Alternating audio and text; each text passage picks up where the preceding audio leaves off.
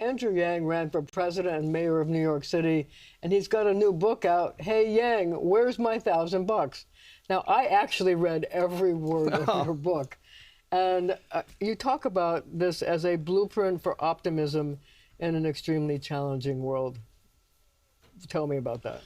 Well, I did run for president. Not a fan of the Trump vision or team. I mean, he doesn't really have a vision.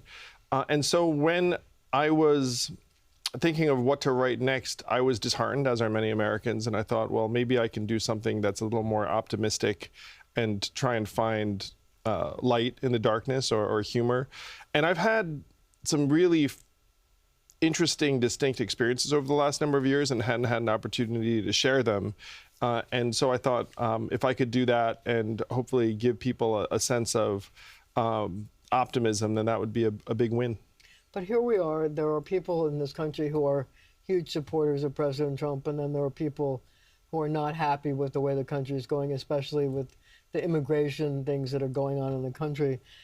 I wonder what you think is the way forward for people looking for a different kind of government.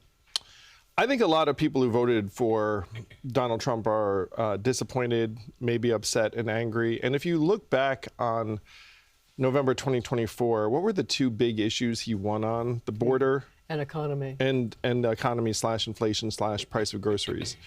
Now, ICE is doing things in Minneapolis and otherwise that even a lot of people who voted for him did not vote for, don't like, don't want. And his poll numbers are going down because of it. And his poll numbers are going down because of it. But the problem we have in this country, Marcia, really is that you get whipsawed between two sides. And back in 2020, I was a Biden surrogate. I supported Joe Biden in part to get Trump out. I thought Joe Biden did us all a massive disservice, which I write about, in running again in 2024. I thought that was the surest path to a Trump return. But the Biden administration did not do a good job enforcing the border. And so you end up with this pendulum swinging very much the extreme, the other side. But you also have started the Forward Party. You think there's a third way, which, you know, a third party has not been very successful in American politics in the past. So the question is, what is the path forward?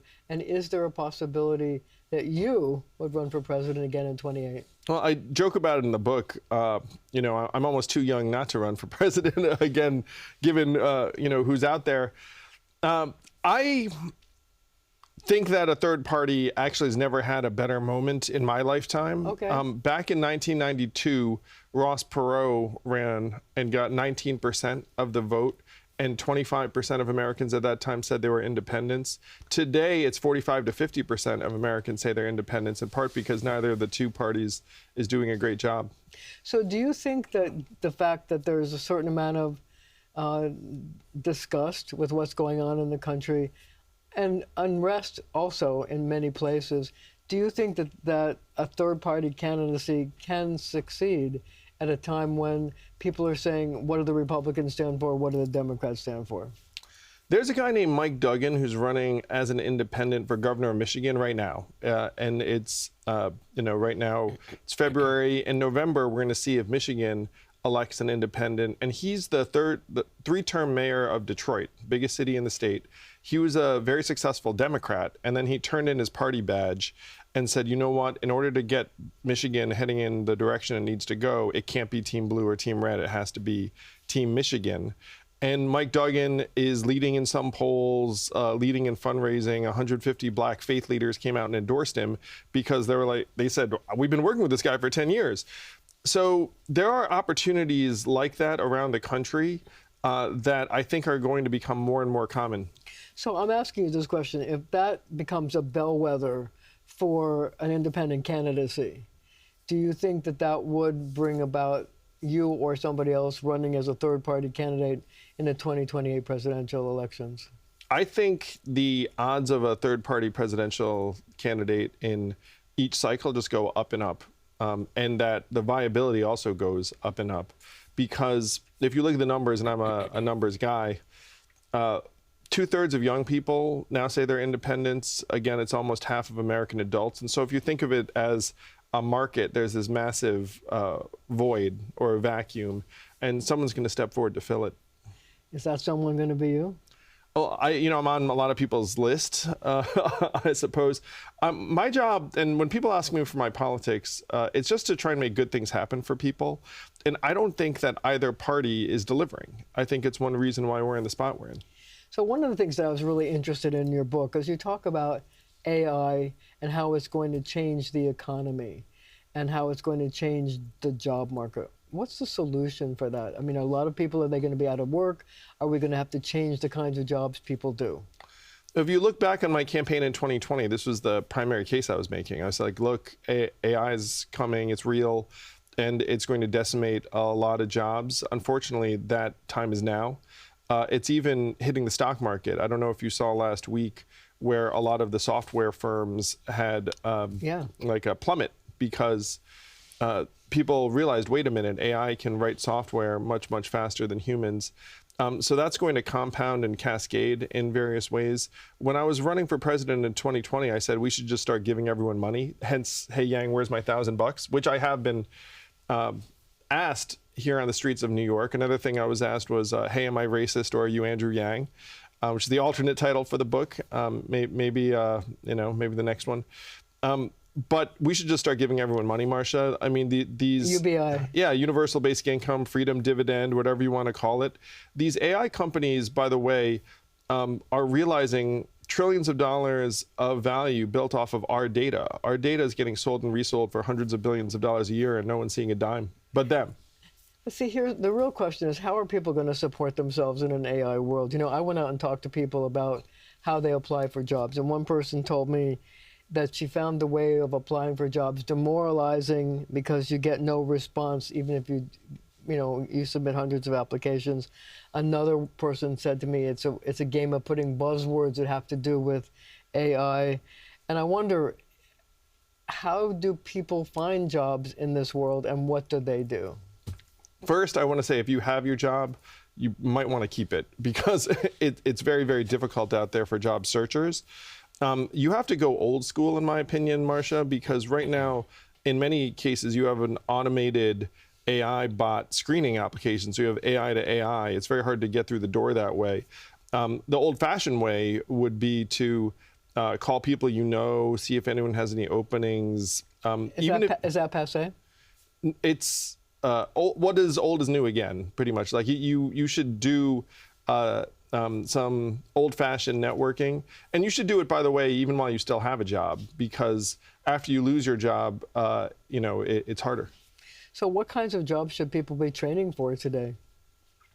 The most resilient jobs are non-repetitive manual and non-repetitive cognitive, which fancy ways of saying. So we're talking about electricians, plumbers, people like that? HVAC repair, things that robots have a very hard time doing. And if you're not handy, that there are going to be opportunities in business still. They just might look very different. And the big companies are going to be hiring fewer people. By the way, Verizon just laid off 13,000 people, or announced, I think it's going to be more over time, just a couple months ago. Like, the big corporates are going to be contracting. So if you're going to be looking for a job, you might want to look at smaller growth firms. All right, on that note, we're going to have to leave it right there for now. But our conversation continues right after the show on our streaming channel, CBS News New York.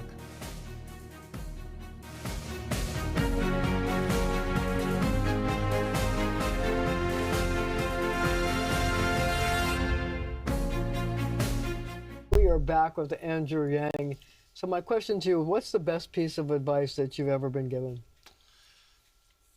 It's to try and find someone who has a job or career that you want, and then support them, work with them, because a lot of that will rub off on you. That's how I became an entrepreneur. I worked for a founder, and even though that company didn't work out, I learned a ton, and then eventually became CEO of another company. So what made you get into politics? This is actually AI. I saw AI coming down the pike in 2018, wrote a book about that called The War on Normal People. And I thought Donald Trump became president back in 2016 because we had automated away millions of manufacturing jobs that were in Michigan, Ohio, Pennsylvania, Wisconsin. And my friends in Silicon Valley were working on AI that was going to do the same thing to call center workers, eventually truckers. And so that's why I ran for president. And obviously a successful campaign. That's why I'm president today, and everything's going great. I've gotten rid of poverty, not trying to name cultural centers after myself. So we're not going it's to good have times. the Andrew Yang Penn Station? Yeah, or the Andrew Yang Cultural Center in D.C. I mean, you can name it after whomever you want. I would just be trying to get things done. Is there anything that always makes you laugh? The first thing that popped into mind was my friend Dave Chappelle. I find him consistently not just funny, but also super perceptive. What's your favorite city to visit? To visit? Oh, wow. No, I mean, I visit a lot of cities, but I love the Bay Area and San Francisco, and I try and make it across the bridge to Muir Woods, where they have these redwood trees. Yeah. And have you been? And then standing among those trees, you feel like you're, back in time 100 years. By the way, Planet of the Apes was filmed there, the new one. So it's, the scene with the trees. If you want to check it out, Muir Woods, it's good fun. Okay, what's your favorite food? Pizza. Really? Yeah, pizza. Love me some pizza. I got to get downtown to this Sarah's Pizza. That's all the rage. I still haven't tried it. Last but not least, what's a Sunday morning look like for you? A Sunday morning for me, my kids tend to sleep in on Sundays, so I wake up and then I'm not much of a cook, so I go out and get breakfast and coffee and then have it all waiting for everyone. Andrew Yang, thank you for joining me, and thank you at home for joining us as well.